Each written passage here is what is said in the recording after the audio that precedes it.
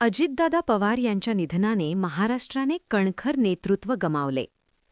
पालकमंत्री गुलाबराव पाटील यांची भावपूर्ण श्रद्धांजली. जळगाव दिनांक 28 जानेवारी.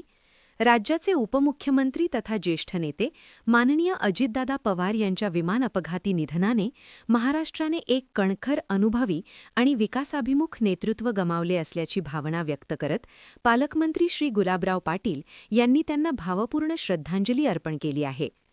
पालकमंत्री गुलाबराव पाटील आपल्या शोकसंदेशात म्हणतात की अजितदादा पवार यांचे निधन ही अत्यंत धक्कादायक, वेदनादायक आणि मन हेलावून टाकणारी घटना आहे.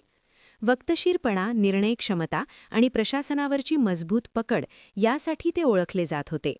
सभागृहातील शिस्तबद्ध वर्तन, सर्वसामान्यांबद्दलची आपुलकी आणि राज्याच्या विकासासाठी असलेली तळमळ हा त्यांच्या व्यक्तिमत्वाचा स्थायी भाव होता.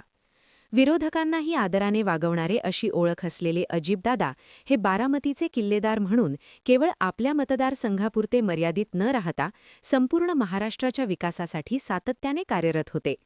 राज्याच्या प्रगतीसाठी त्यांनी घेतलेले धाडसी निर्णय आणि दिलेले योगदान कायम स्मरणात राहील, असेही पाटील यांनी नमूद केले.